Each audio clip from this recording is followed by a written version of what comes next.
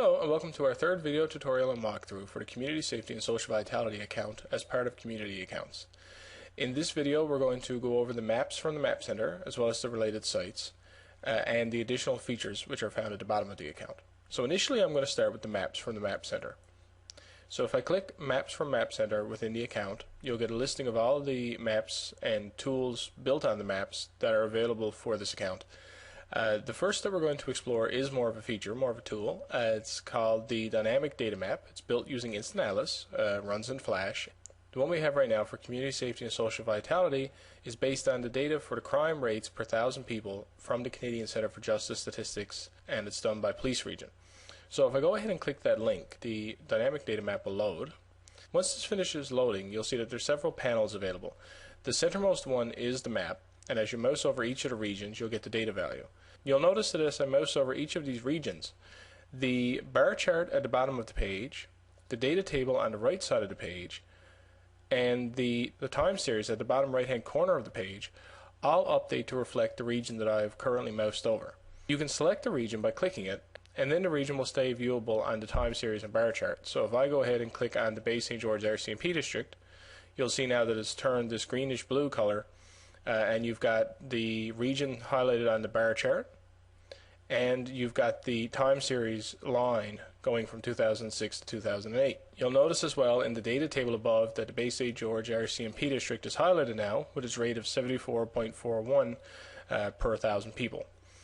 On the left you'll see that the legend is available, and as you mouse over each of the legend ranges you can see which regions fall into that range.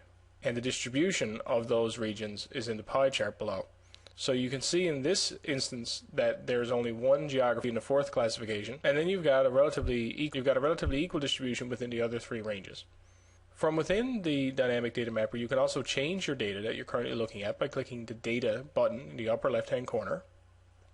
This will let you load the Data Explorer panel. You can see that under the Community Safety Accounts header here, you can see all types of crime, crimes of violence, break and enter crimes, and impaired driving crimes. And all of these are a rate per 1,000, as I mentioned before.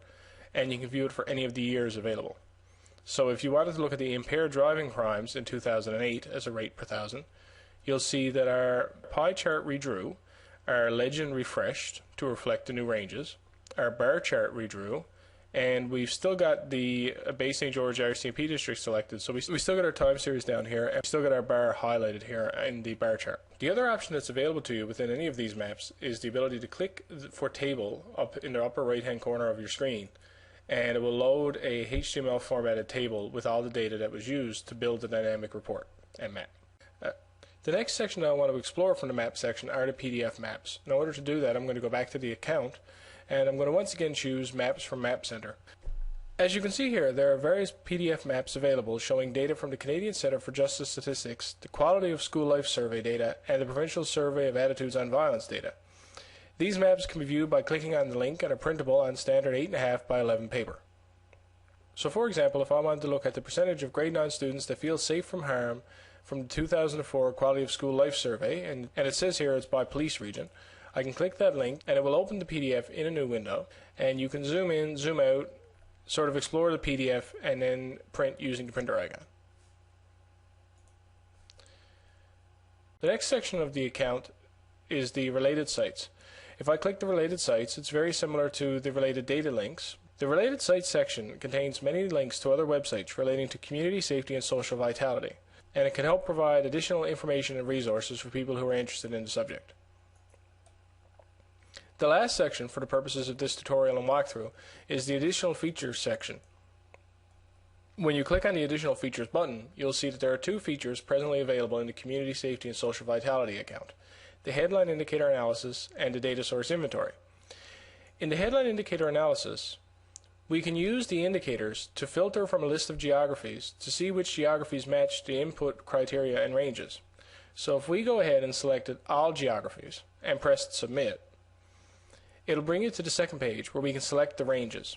So for example, if I wanted to see the geographies which had a self-assessed school safety between, say, 75 and 100, I can move my slider to 75, 74 by 9 in this case, click submit, and when my page reloads, it'll have filtered from all the geographies to find which geographies have a school safety value in that range.